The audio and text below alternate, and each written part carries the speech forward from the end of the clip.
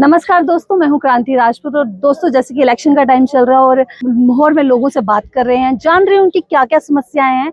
और अभी इलेक्शन के टाइम पे उन लोगों का जो अभी माहौल चल रहा है यहाँ पे, उस सब की जानकारी लेंगे। और युवा हैं हमारे साथ, ज़्यादातर युवा से हम बात करते हैं। तो अभी हम सलदार में हैं। सलदार जो तहसील है वो मोहर। तो अभी एक बड़ा मौका मिला है, 10 साल बाद इलेक्शन हो रहे हैं, एक ताकत हम आम जनता को मिली है वोट करने की। तो इस समय एक माहौल, बहुत अच्छा माहौल भी चल रहा है यहाँ पे, युवा भी बहुत जागरूक हो चुका है।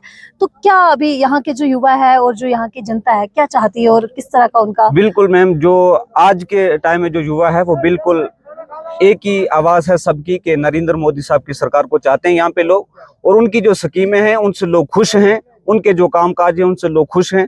और आइंदा भी जो है मुझे लगता है, और जो मेरे साथी युवा हैं वो सब मिलकर जो है इस बार जो है बिल्कुल यहाँ हमारे जम्मू कश्मीर के अंदर बीजेपी की सरकार चाहते हैं। नरेंद्र मोदी की जो स्कीमें हैं आप तक पहुंच रही हैं? बिल्कुल हम तक पहुंच रही है। जैसे गोल्डन कार्ड हो गया, और हमारे पास जब से नरेंद्र मोदी की सरकार आई है, हम नौजवानों को बोलने का मौका मिल रहा है, हमें अपनी बात को आगे रखने का मौका मिल रहा है। पिछली जो हुकूमतें थी इन्होंने तो हमारी आवाजों को बंद करके रखा, हमें तो दबोच के रखा हुआ था। अच्छा। जब से मोदी सरकार आई है तब से हमें जो है बोलने का मौका मिल रहा है।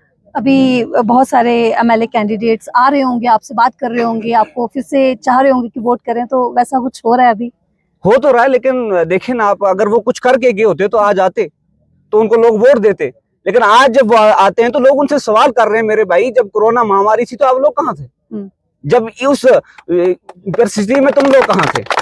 जब इतना लोगों पे जुल्म हो रहा था, जब लोगों के पास यहाँ डॉक्टर नहीं थे, जब लोग बीमार होते कांधों पे उठा के लोगों को ले जा रहा, तब कहाँ थे? आज वोट मांगने आ रहे। मुझे नहीं लगता कि इस हमारी सलदार पंचायत से उनको वोट मिल सकता। आज से पहले यहाँ पे आपने भी देखा होगा, चल के आए, ना तो रोड है ना किसी किस्म की जो फैसिलिटी हमारे यहाँ लोगों को मिली है। आज तक जो है हमारे इस गांव के अंदर एक हॉस्पिटल नहीं है, एक एमबीबीएस डॉक्टर हमारे हॉस्पिटल के अंदर नहीं, इधर नहीं है, ना कोई हॉस्पिटल ही है। हर किस्म की जो है चीजों से, हर किस्म की जो स्कीमों से हमें महरूम रखा गया। हमारे पास किसी किस्म की कोई डेवलपमेंट यहाँ पे नहीं हमारे गांव में हुई। हमारे साथ जो है बिल्कुल अन्याय किया गया है यहाँ पे। यहाँ से पहले की जो सरकारें थी उन्होंने हमारे पे बिल्कुल जुल्म किया हुआ है। अच्छा जी, आप बताएं।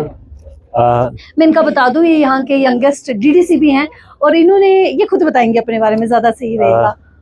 थोड़ा सा मैं अपने बारे में परिचय आपको दूंगा। मैं मुजफ्फर राही और एक युवा जो हमने यहाँ से शुरुआत की थी, और पिछले डीडीसी इलेक्शन में मैंने यहाँ से इलेक्शन कॉन्टेस्ट किया था और 1800-2000 वोट मैंने यहाँ से किया। तो इलेक्शन का टाइम चल रहा है, एक माहौल बना हुआ है, सब लोग आपस में मिलजुल भी रहे हैं इसी सिलसिले में। तो अभी यहाँ आपके एरिया से क्या माहौल है, क्या जनता का क्या रुख है? देखो, जहाँ तक बात की जाए जनता का, सवाल आपने किया, बहुत अच्छा सवाल आपने मेरे से किया। जनता आज खुद समझती है कि उसका फायदा कहाँ है और नुकसान कहाँ है। जहाँ तक रही पिछली सरकारों की बात, तो एक बात मैं बताना चाहूँगा कि कहते हैं कि हिंदुस्तान आज़ाद हुआ था, तो मैं शायद समझता हूँ कि हमारा जम्मू कश्मीर जो है 47 से लेके 2014 तक तो आज़ाद हुआ नहीं। अच्छा। जब से नरेंद्र मोदी जी की सरकार आई है और हम लोग आज़ाद हैं, हम लोग अपनी हक की लड़ाई जो है लड़ सकते हैं। हमारे हक जो था वो हमें हक मिला है। उससे पहले की सरकारें जो थी उन्होंने एक ही काम किया, फूट डालो और शासन करो। जो अंग्रेज़ों का काम था वो अंग्रेज़ों वाला काम उन्होंने आज भी किया हमारे साथ, फूट डालो शासन करो।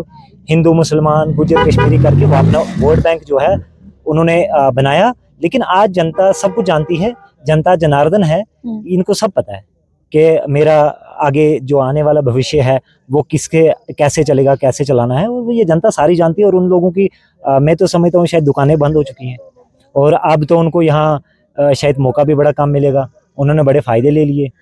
अभी पुराने लीडर्स फिर से इलेक्शन में लड़ रहे हैं, तो उनके बारे में क्या कहना चाहेंगे आप? पुराने लीडरों ने एक ही सियासत दौड़ाई, इन खासकर फार फ्लाइंग एरियाज में। यहाँ पे मिलिटेंसी रही। कभी वो वोट बैंक के लिए कहते हैं जी आपका मजहब खतरे में है, कभी वो कहते हैं जी ये हिंदू जी, ये मुसलमान है, ये कश्मीरी है जी, कश्मीरी को वोट नहीं देना है, ये गुजर है जी, गुजर। उन्होंने यही चीज करी जो फूट डालो और शासन करने वाली नीति उन्होंने अपनाई थी। ये जो एक लाइन बड़ी ये नेता यूज करते हैं कि आपका धर्म खतरे में है, आपका मजहब खतरे में है, क्या कहना चाहेंगे आप इसमें कि ये गलतफहमी क्यों फैलाते हैं? ये एक मैं अपनी जनता को बताना चाहूंगा कि देखो, सबसे बड़ी बात है कि इस सरकार से 2014 से पहले नरेंद्र मोदी सरकार से जो सरकारें रही है, उन सरकारों के दौरान में मैं अपने एरिया की बात करूंगा कि यहाँ से 30 से लेके 35 लोगों की हत्या हुई है। और उन लोगों की हत्या जो है वो किसी हिंदू ने नहीं की है, वो किसी क्रिश्चियन ने नहीं की है, लेकिन हमारे हिंदू भाई जो हैं वो हमारे साथ तब भी थे, आज भी हैं। लेकिन वो अगर हत्याएं की हैं वो इन सरकारों ने करवाई हैं। और इनके जो गुंडे थे वो जहाद के नाम से आते थे। आप मुझे बताएं, ये कोई जहाद थोड़ी है कि एक आके एक को मार के चला जाता है। आज ये कहते हैं कि हमारा मजहब जो है खतरे में है, हमारा इस्लाम जो है खतरे में है। अरे आपका इस्लाम कहाँ से खतरे में है भाई? नमाजें जब पढ़ते हैं नरेंद्र मोदी सरकार में, आप कैबिनेट के अंदर नमाज पढ़ सकते हैं, तो आप सलदार में कौन मना कर रहा है आपको नमाज पढ़ने से? आप कैबिनेट में पढ़िए नमाज। और हिंदू भाई जो हैं आज भी हमारे साथ हैं, वो तब भी हमारे साथ थे, उन्होंने तब भी हमारा साथ दिया। लेकिन हमें बड़ा अफसोस आता है कि इन लोगों ने हमारे खुद के गले हमने खुद काटे हैं। किसी का मजहब खतरे में नहीं है, किसी का इस्लाम खतरे में नहीं है। पिछले इलेक्शन में मैं चल रहा था तो यहाँ लोगों को कहा जा रहा था जी आपका जो है नकाब टूट के। मुझे बताएं, ये सारी चीजें लोगों को गुमराह करने के लिए ये लोग कर रहे हैं। और इनका एक ये वोट बैंक था। अब युवा जो हैं, ये मेरे युवा मेरे साथ जो खड़े हैं, ये सब जानते हैं और इनको पता है कि उन लोगों की दुकानें बंद करनी है। ये सारा कुछ जो था इनकी पोल खुल चुकी हैं। अब वो ना उधर के रहे ना उधर के रहे, ना घर के रहे ना घाट के रहे, और ये सारी चीजें बंद हो चुकी हैं। अब उन्होंने ये किया जी आप नरेंद्र मोदी सरकार थी जी 2014 से लेके 24 तक रही, आप इनसे सवाल करिए। मैं उनसे ये सवाल करता हूँ कि ये तो 8 साल का जो काम किया है मोदी सरकार का, वो आप हर किसी युवा से पूछिए कि वो खुद बताएगा। लेकिन आप 2014 से पहले वाला चिट्ठा जो है अपना सामने निकालना, आप वो चीजें हमें दिखाएं तो हम आपके साथ हैं। आप अगर कुछ कर सकते हैं, मैं ये युवा लेके उनके साथ जाता हूँ। लेकिन मैं चैलेंज से इसी स्टेज के माध्यम से कहता हूँ कि आप लोग क्या कर सकते हैं। आपकी बैकबोन है ही नहीं है, रीढ़ की हड्डी है ही नहीं है। कोई कहीं से लड़ रहा है, कोई कहीं से। नरेंद्र मोदी सरकार है, पीएम बैठे हैं, वो वहां से लेके कोई स्कीम अगर लॉन्च करते हैं, वो वहां से लेके सलदार तक पहुंचती है। वो वहां से 1 रुपया भेजते हैं, सलदार वाले को मिलता है, सीधे बैंक अकाउंट में आता है, सीधा आता है। रास्ते में चोरियां बंद हो गई। लोगों के गरीब लोग क्या करते थे, यहाँ से जमीनें बेच के अपने पेशेंट को लेके जाते थे और रात को उसका जेब कट जाता था और सुबह उसकी जमीन भी गई, जेब भी गया। अब किसी गरीब का क्यों नहीं जेब कटता है? आप जेब कटाई बंद होगी ना। तो ये सारी चीजें उन्होंने एक अपने वोट बैंक के लिए की थी, जो इस स्टेज पे मैं समझता हूँ कि युवा समझ चुके हैं और यहाँ का वोटर समझ चुका है। अब वोटर खुद जानता है कि मुझे क्या करना है, अब हमें बताने की जरूरत नहीं है। Youth power, nation power, youth power, nation power, youth power, nation power, आजाद हिंदुस्तान जिंदाबाद। बहुत जज्बे से भरे यहाँ सभी यूथ हैं, जज्बे से भरे हुए हैं और ये बिल्कुल अश्योर कर रहे हैं कि इस बार जो वोटिंग होगी, एक तो फुल ये पूरी वोटिंग करने वाले हैं, बहुत ज़्यादा परसेंटेज में वोटिंग होने वाली है। दूसरा, ये वोटिंग गुमराह वोटिंग नहीं होगी, ये किसी जाति के नाम पे वोटिंग नहीं होगी, ये किसी धर्म के नाम पे वोटिंग नहीं होगी।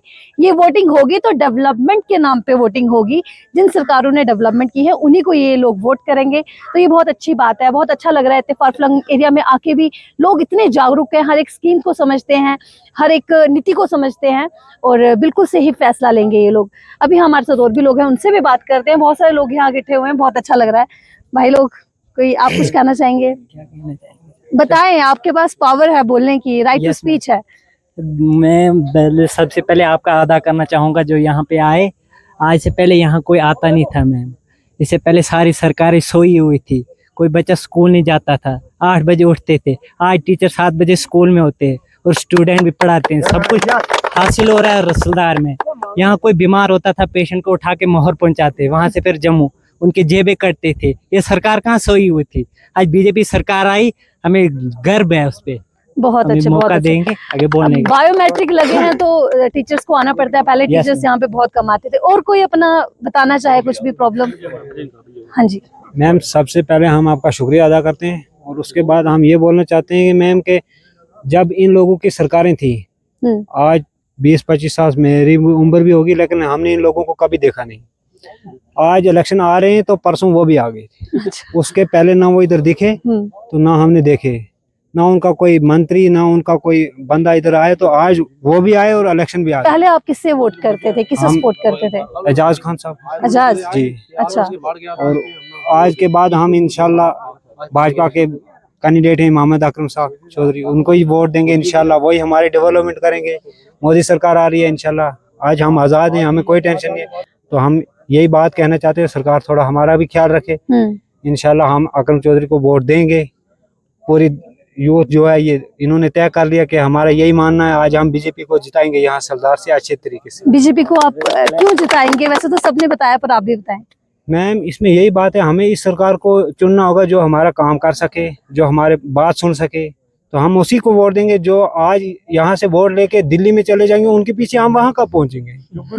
जो गरीबों की मुश्किलें दूर करेगी। जी, हमारे पास इधर से मोहर जाने के सर किराया नहीं होगा, दिल्ली में कब जाएंगे? हमें उनका घर भी मालूम नहीं, वहाँ वो बोलेंगे साहब सोए हैं तो हम किसको जगाएंगे?